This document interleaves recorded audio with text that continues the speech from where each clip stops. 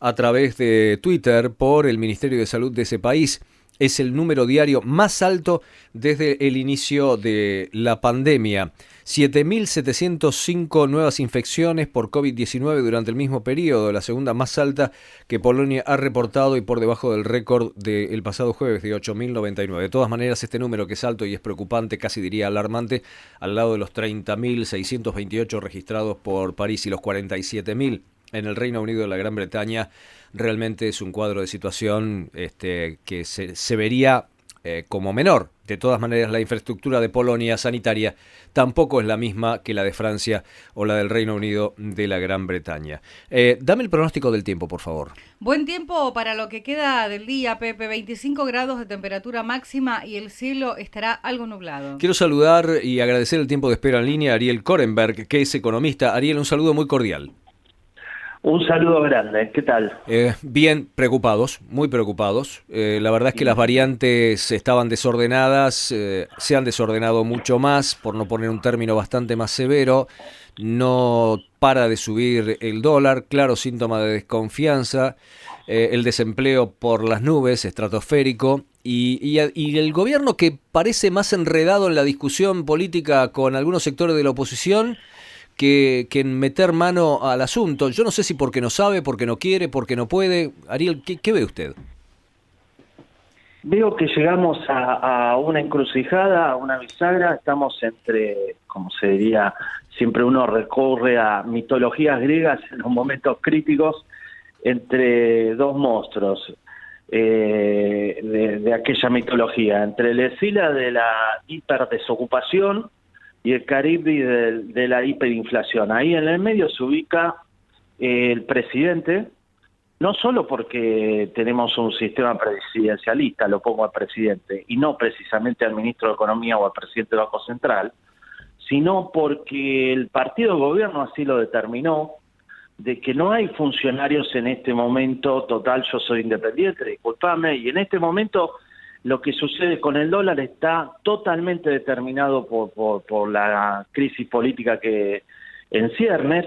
Entonces, todo el costo político de esta suba del dólar blue que estamos viendo la va a pagar el presidente, porque no hay funcionarios de envergadura con el suficiente poder para tomar decisiones. Y en ese sentido, ponemos todos, la sociedad argentina, incluso aquellos que no lo han votado por tener el sistema político que tenemos, todas las decisiones en manos del presidente, como si fuera un líder omnisciente que conociera todas las celdas de la economía, y no es así.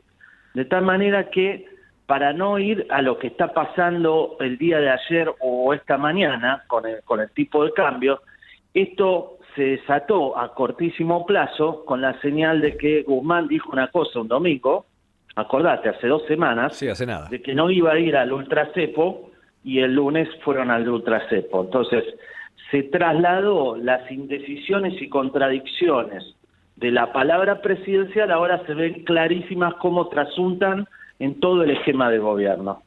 Y también en la política sanitaria. Entonces, como está devaluada la palabra presidencial, lamentablemente debo decirlo, sin que tenga funcionarios intermedios de envergadura que puedan anunciar las medidas y explicarlas, el costo político lo va a pagar él, y eso se traslada a la devaluación de nuestro peso argentino. Ariel, ¿por qué recurrentemente los dirigentes Sí. políticos en la Argentina y particularmente los 2 últimos presidentes han hecho lo mismo en materia económica? Tienen economistas de peso, tienen hombres que conocen de la economía pública, porque no es que uno es experto en economía y puede ser ministro de Economía. Conocen de la economía pública, tienen equipos valorables para poder llevar adelante una política y deciden no hacerlo y pagar todos los costos porque además se quedan sin fusibles. Basta ver solamente lo que pasa en el Banco Central. ¿Por qué es recurrente este error? Bueno, a ver, ahora recurro a la historia económica reciente, relativamente reciente. Desde el inicio de esta etapa democrática hasta la fecha, hemos tenido, como vos señalás, 2 ministros de Economía de envergadura, o sea, en casi 40 años, nada más. Zurduy y Cavallo. Y con mucha discusión, si querés, podemos agregar a Lavagna. Lo que se ve es que el ministro de Economía, cuando pega en la tecla, tiene un éxito transitorio, lamentablemente, el beneficio político de ese éxito obviamente hace que le genere sombras a la futura reelección del presidente, y por eso lo echa. ¿Y eso en qué desembocó a la actualidad? En eso, en la actualidad, llegamos a un punto que para mí no tenemos Ministerio de Economía. El Ministerio de Economía hoy está desmembrado, desarmado, desarticulado en varias oficinas, desperdigadas a lo largo de todo el organigrama del Estado, que se ha ampliado de los 8 ministros originales de Alfonsín a los 23 ministros que tenemos hoy, incluido jefatura de gabinete, que hacia adentro reproduce el organigrama de cada ministerio. De tal manera que hay una descoordinación absoluta de la política económica, por no decir anarquía. Entonces, para hacer nombres, esto es lo mismo que pasó con Macri. Macri, digamos, no lo vimos a Melconian en el Ministerio de Economía, terminó en el Banco Nación. Nielsen iba a ser ministro de Economía, terminó en YPF. Daniel Marx iba a renegociar la deuda, no lo bochó la vicepresidenta también.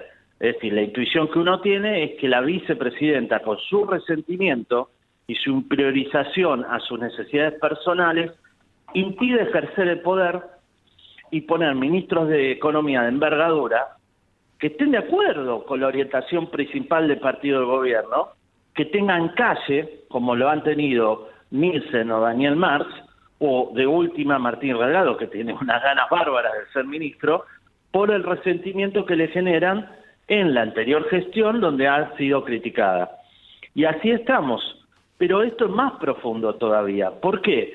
Porque en la burocracia intermedia del Estado, y ahora hablo ya más en términos generales, salvo excepciones, hay militantes, en algunos casos profesionales, pero que responden, burócrata, profesional, militante, que responden a la agenda del presidente de turno y no a las necesidades de la función que ha sido asignado. Entonces, estamos en ese sentido sujetos a las decisiones de la militancia, que directamente tratan de interpretar las palabras del presidente contradictorias, porque no hay instituciones intermedias independientes de la política partidaria. En los organismos anticorrupción, ni hablar, en la política sanitaria, a nivel de la cúpula de decisión, donde Ginés González García, por ejemplo, sin ser experto en política sanitaria, debo señalar que la decisión de la cuarentena estricta no la tomó él. No la tomó él en conjunto con los expertos del Ministerio de Salud. La tuvo que tomar el presidente, para bien o mal, digo, aquel 19 de marzo, y la tomó sin ningún informe que respaldara esa decisión.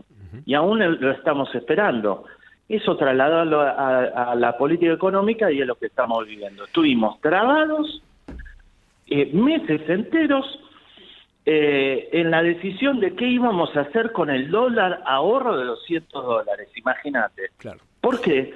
Porque la pareja presidencial está distraída en la reforma judicial, está distraída ahora este organismo de control de la prensa, de los medios de comunicación, está distraída en otras discusiones. Mientras tanto, los que no tienen lobby, las pymes, los jubilados, los profesionales de la clase media, los trabajadores no sindicalizados, no están representados, no tienen una agenda propia tratada en el organismo presidencial o incluso en la oposición en el Congreso. Estamos sin representación política de los intereses sectoriales del 70% de la población argentina. Esa es la realidad. Ariel, muchísimas gracias por el tiempo. No, por favor, un gusto. Hasta luego. Ariel Korenberg, economista, nuestras disculpas por la demora a los compañeros del servicio informativo.